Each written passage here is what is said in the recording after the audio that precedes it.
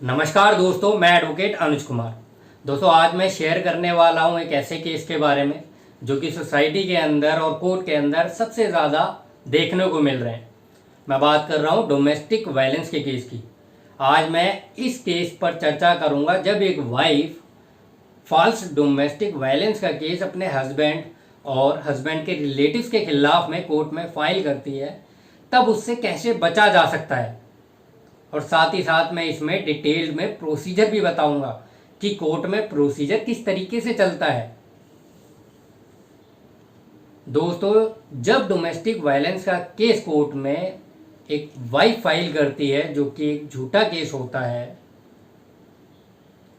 तो उस झूठे केस में वो वाइफ अपने हस्बैंड के साथ साथ हस्बैंड के पेरेंट्स, हस्बैंड के ब्रदर सिस्टर या जीजा या मामा मामी फूफा बुआ मौसा मौसी, जितने भी रिलेटिव्स होते हैं, उन सभी रिलेटिव्स के नाम अननेसेसरी ही इन सभी को पार्टी बना देती है, सिर्फ मेंटली हैरेस करने के लिए। तब आपको करना क्या है, जब भी वाइफ फॉल्स डोमेस्टिक वायलेंस का केस कोर्ट में फाइल करेगी और सभी आपके साथ साथ आपकी वाइफ जब आपके सभी रिलेटिव को पार्टी बना देगी, तब आप सभी के पास में कोर्ट से नोटिस आता है। वो नोटिस आता है under section 12 of domestic violence act. उस कोर्ट के नोटिस में जो फर्स्ट पेज होता है उस पर लिखा होता है नोटिस, और कोर्ट का नाम, जो भी ऑनरेबल कोर्ट का नाम होता है उस कोर्ट का नाम और उसका जुरिडिक्शन कि किस कोर्ट से आया है वो। वहाँ जज साहब का नाम भी होता है और साथ में लिखा होता है अंडर सेक्शन 12 यह नोटिस आपको दिया जा रहा है और आपको so and so date and so time पर उस कोर्ट रूम में अपीयर होना है। दोस्तों, जब भी कोर्ट से वह नोटिस आपके पास में आएगा, तब 90% केसेस में यही होता है कि नोटिस के साथ में आपको पिटीशन भी मिलती है। जो वाइफ ने आपके खिलाफ में कोर्ट में केस डाला है, जो कंप्लेंट फाइल की है, जो एलिगेशंस लगाए हैं, उसकी उस नोटिस के साथ में कॉपी मिलती है। यदि नोटिस के साथ में कॉपी अटैच नहीं है, तब जो नोटिस में डेट एंड टाइम लिखी है उस डेट एंड टाइम पर आपको कोर्ट में जाना ही जाना है और आपको कोर्ट से आग्रह करना है, कोर्ट से रिक्वेस्ट करनी है कि मुझे अभी तक नोटिस के साथ में जो कॉपी थी वो कॉपी रिसीव नहीं हुई है केस की। तब ऑनरेबल कोर्ट आपको उस केस की कॉपी दे देगी। दोस्तों, कोर्ट से नोटिस जब आता है और नोटिस के साथ में वह कॉपी अटैच्ड आपको मिल गई है, तब आपको सबसे पहले यह देखना है कि आपकी वाइफ ने जो केस फाइल किया है आपके खिलाफ में, वह किस जुरिडिक्शन की कोर्ट में फाइल किया है। क्या उस जुरिडिक्शन की कोर्ट में आपकी वाइफ के पास में राइट था आपके खिलाफ केस फाइल करने का? यदि आपकी वाइफ के पास में ये राइट ही नहीं था कि इस जुरिडिक्शन की कोर्ट में वह आपके खिलाफ डोमेस्टिक वायलेंस का केस फाइल करे, तो आपको क्या करना है, आपको सबसे पहले एक एडवोकेट इंगेज करना है और उस एडवोकेट को यह बताना है कि यह आउट ऑफ जुरिडिक्शन में केस फाइल किया गया है मेरी वाइफ के द्वारा मुझ पर, इस जुरिडिक्शन में केस बनता ही नहीं है। तब आपके एडवोकेट साहब आपके बिहाफ पर आर्ग्यूमेंट करेंगे ऑनरेबल कोर्ट में। अदरवाइज यदि जुरिडिक्शन ठीक है, अपनी ही जुरिडिक्शन की, जिस जुरिडिक्शन में वाइफ का केस करना बनता है उस जुरिडिक्शन की कोर्ट से ही नोटिस आया है आपको,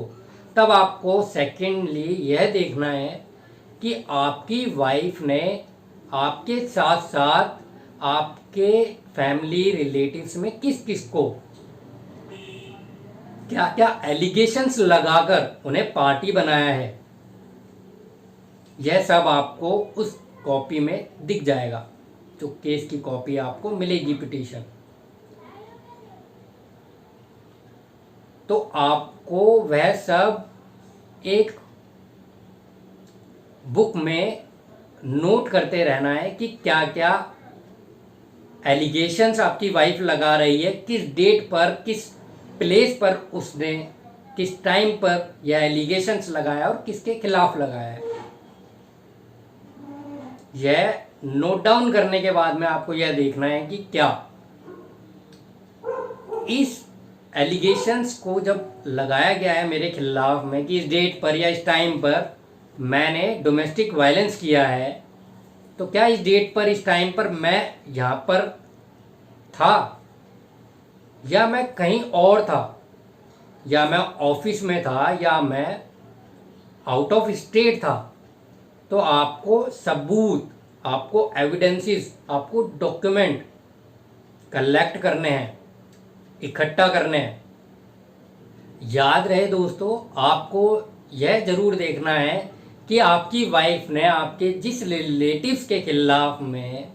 डोमेस्टिक वायलेंस के केस में पार्टी बनाया है जिसको, क्या वो कभी डोमेस्टिक रिलेशनशिप में रहे हैं आपकी वाइफ के साथ में, चाहे वह कुछ मिनट के लिए ही रहे हों। क्या ऐसा कभी हुआ है? यानी कि आपके मामा या मामी को आपकी वाइफ ने पार्टी बना दिया है केस में, जो कि मुंबई में रहते हैं, और मुंबई से ना तो आपकी शादी में शरीक हुए थे वो, और ना ही आपके कभी घर पर आए हैं, आपकी वाइफ से भी नहीं कभी मिले हैं, और तब भी उनको पार्टी बना दिया है।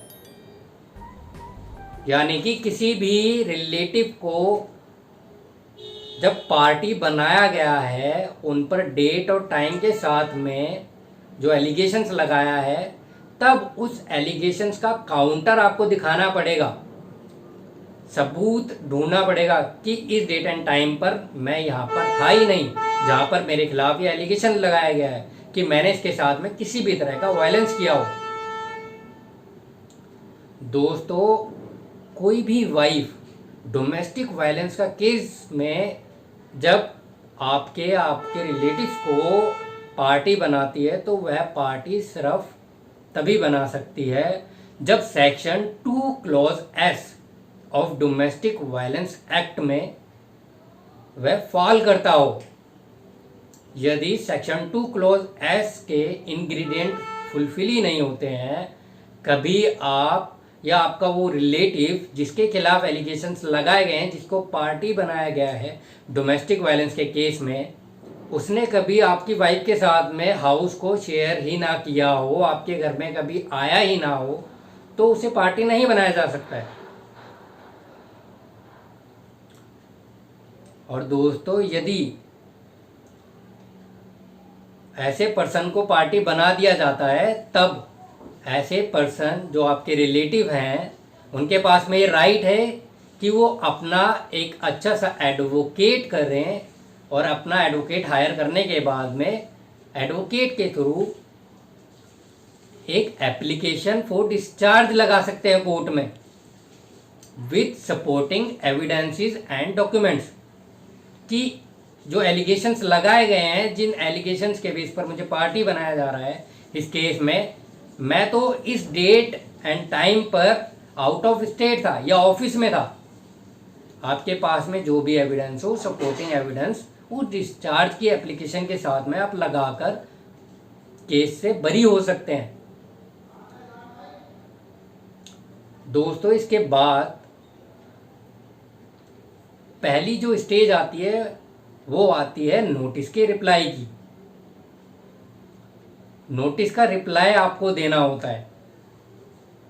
तो आपको क्या करना है, आपको एक एडवोकेट इंगेज करने के बाद में उससे रिप्लाई बनवाना है। आपने जो डेट एंड इवेंट्स जो लिखे हैं, जो आपकी वाइफ ने केस में जो एलिगेशंस लगाए हैं डेट एंड टाइम के साथ में, जो आपने उसके काउंटर में जो एविडेंस इकट्ठे किए हैं, या जो आपके पास में एविडेंस है, सबूत हैं आपके पास में, डॉक्यूमेंट हैं, वो आप अपने एडवोकेट को दीजिए। आपके एडवोकेट साहब आपके बिहाफ पर एक रिप्लाई बनाएंगे डोमेस्टिक वायलेंस के केस में जो आपके पास में नोटिस आया था,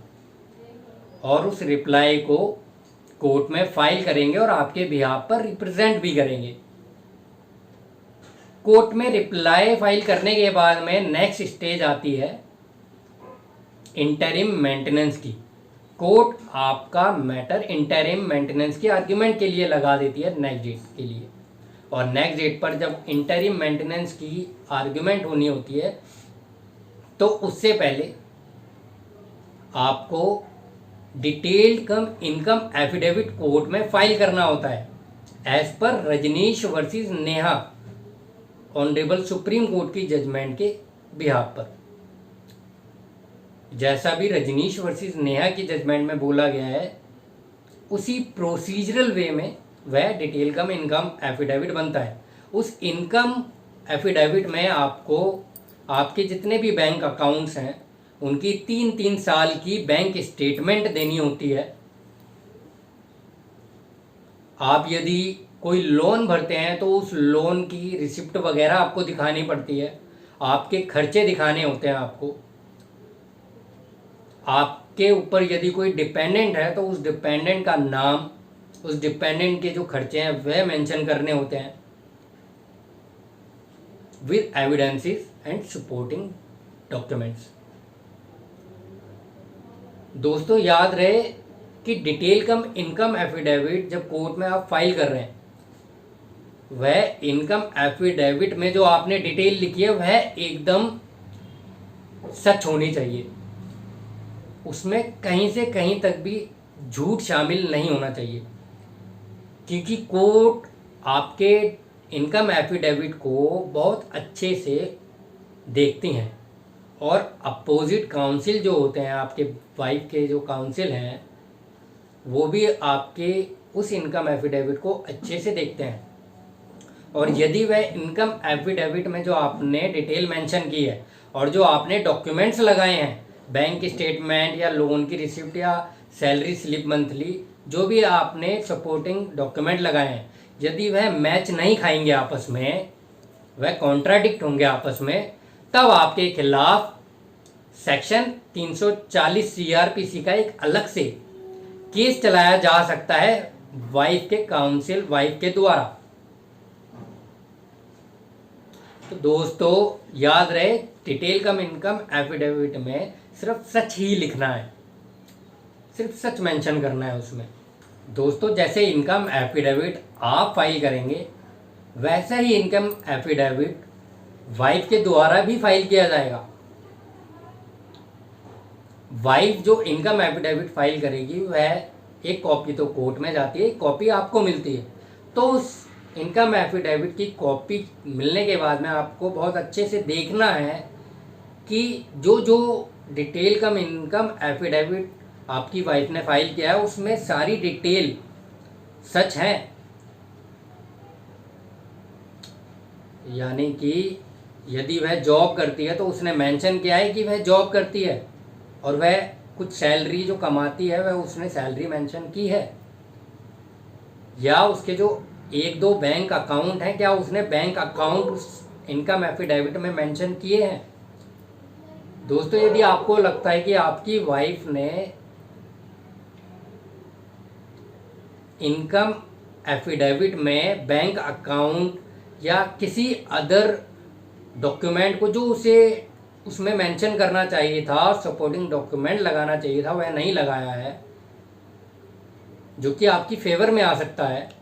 तो आप ऐसे डॉक्यूमेंट को प्रोड्यूस करवाने के लिए सेक्शन 91 ऑफ सीआरपीसी का सहारा ले सकते हैं। आप सेक्शन 91 सीआरपीसी की एप्लीकेशन लगा सकते हैं for production of that document. Section 91 of CrPC कहता है, whenever any court or any officer in charge of a police station considers that the production of any document or other thing is necessary or desirable for the purpose of any investigation, inquiry, trial or other proceeding under this court by or before such court or officer, such court may issue a summons or such officer a written order to the person in whose possession or power such document or thing is believed to be, requiring him to attend and produce it, or to produce it at the time and place stated in the summons or order. यानी कि यदि police officer को या court को यह लगता है कि एविडेंस में या इंक्वायरी में या ट्रायल में या केस की किसी भी स्टेज पर, प्रोसीडिंग की किसी भी स्टेज पर यदि लगता है कि किसी डॉक्यूमेंट को कोर्ट को प्रोडक्शन के लिए सम्मन करना चाहिए कि यह डॉक्यूमेंट कोर्ट में आना चाहिए, तब कोर्ट के पास में यह पावर है कि वह सेक्शन 91 के बिहाफ पर एक सम्मन इशू कर सकती है for production of that document. तो आप सेक्शन 91 का सहारा ले सकते हैं किसी डॉक्यूमेंट को प्रोड्यूस करवाने के लिए कोर्ट में। इसके बाद स्टेज आती है कि डिटेल कम इनकम एफिडेविट आपकी वाइफ ने और आपने फाइल कर दिया अपने अपने एडवोकेट के बिहाफ पर। तब आपको इसे फाइल करने के साथ साथ आपको इस पर आर्ग्यूमेंट भी करनी होती है। इस पर आर्ग्यूमेंट होने के बाद में नेक्स्ट स्टेज आती है एविडेंसेस की, यानी कि गवाहियाँ होंगी, chief examination and cross examination, जिसमें पहला क्रॉस एग्जामिनेशन आपके एडवोकेट करते हैं वाइफ का। तो वाइफ ने जो जो एलिगेशंस आपके खिलाफ में लगाए हैं, जिन जिन डेट और टाइम के साथ में आप पर कोई एलिगेशन लगाया गया है, आपके रिलेटिव पर एलिगेशन लगाया गया है, उनके बिहाफ पर ही क्वेश्चंस बनाने चाहिए उससे क्रॉस क्वेश्चन करने के लिए। दोस्तों याद रहे, क्रॉस एग्जामिनेशन की स्टेज जो एविडेंस की स्टेज है, यह एक दो धारी तलवार की तरह काम करती है। यदि आपने क्वेश्चन ऐसा पूछ लिया कि जिससे वाइफ सच सामने ला सकती है, सच कबूल कर सकती है कि ये केस उसने फॉल्स केस फाइल किया है, तो यह आपके फेवर में केस आ जाएगा पूरा। और यदि आपने कोई ऐसा क्वेश्चन पूछ लिया जो कि आपके खिलाफ ही जाता हो, तब आपके और ज़्यादा अगेंस्ट हो जाएगा केस। तो इसलिए इसे दो धारी तलवार कहा जाता है क्रॉस एग्जामिनेशन की स्टेज को। क्रॉस एग्जामिनेशन करने के बाद में जब आपने अपने एडवोकेट के थ्रू वाइफ का क्रॉस कर लिया, आपके वाइफ के एडवोकेट साहब ने आपका क्रॉस कर लिया, उसके बाद स्टेज है फाइनल आर्ग्यूमेंट की। उसमें फाइनल आर्ग्यूमेंट में आपके एडवोकेट आपके बिहाफ पर आपके केस में जो अब तक प्रोसीडिंग हुई है उसमें जो क्रॉस में जो वाइफ ने एक्सेप्ट किया है, जो रिप्लाई दिया है उसके बिहाफ पर, और आपके सपोर्टिंग एविडेंसेस एंड डॉक्यूमेंट्स के बिहाफ पर, और आपके खिलाफ जो एलिगेशंस लगाए गए हैं वाइफ के द्वारा उनको काउंटर करते हुए, और honourable high courts and honourable Supreme court के जजमेंट्स के बिहाफ पर आर्ग्यूमेंट होगी, फाइनल आर्ग्यूमेंट। और इस फाइनल आर्ग्यूमेंट के बाद में कोर्ट को मेरिट पर फाइनली डिसाइड कर दिया जाता है। दोस्तों आपको यह याद रखना है कि जब भी किसी डोमेस्टिक वायलेंस के केस में किसी को पार्टी बनाया जाता है, तब उसे पार्टी सिर्फ जब ही बनाया जा सकता है जब उसने शेयर हाउस होल्ड में कभी वह रहा हो, यानी कि सेक्शन 2 क्लोज एस में यदि वह फाल करता हो तभी उस पर्सन को पार्टी बनाया जा सकता है डीवी एक्ट के केस में। और दोस्तों वाइफ केस सिर्फ 3 प्लेसेस पर ही फाइल कर सकती है। तो यह जुरिडिक्शन का मामला जो आता है वह जुरिडिक्शन का पता आपको लगता है section 27 of the domestic violence act में। सेक्शन 27 में यह दिया गया है, सेक्शन 27 में यह दिया गया है कि the person who is aggrieved permanently और टेम्पररी रिसाइड्स और कैरीज ऑन बिजनेस और इज एम्प्लॉयड, यानी कि वो पर्सन जो अग्रीव्ड है, यानी कि जो वाइफ है जिसके साथ में क्रूएलिटी या वायलेंस हुआ है, वह या तो परमानेंटली या टेम्पररी वहाँ रहती हो या रही हो या रह रही हो, या फिर किसी बिजनेस को वहाँ पर कैरी कर रही हो, कोई बिजनेस हो उसका, या फिर वहाँ पर वह एम्प्लॉयड हो यानी कि जॉब करती हो, या फिर द रिस्पोंडेंट रिसाइड्स और कैरीज बिजनेस और इज एम्प्लॉयड, या जहाँ पर रिस्पोंडेंट रहता हो या फिर उसका बिजनेस चलता हो या जॉब करता हो, या फिर वहाँ पर केस फाइल किया जा सकता है जहाँ पर उसके साथ में डोमेस्टिक वायलेंस हुआ हो। मैं आशा करता हूँ कि आपको मेरे द्वारा दी गई ये डिटेल्ड जानकारी और यह डिटेल्ड प्रोसीजर आपको समझ आया होगा और आपके बहुत ज़्यादा काम भी आएगा। आपको यदि यह वीडियो अच्छी लगी हो तो चैनल को सब्सक्राइब कीजिए, वीडियो को लाइक कीजिए और अपने फ्रेंड्स के साथ में, अपने रिलेटिव्स के साथ में, अपने नेबर्स के साथ में ज़्यादा से ज़्यादा शेयर कीजिए।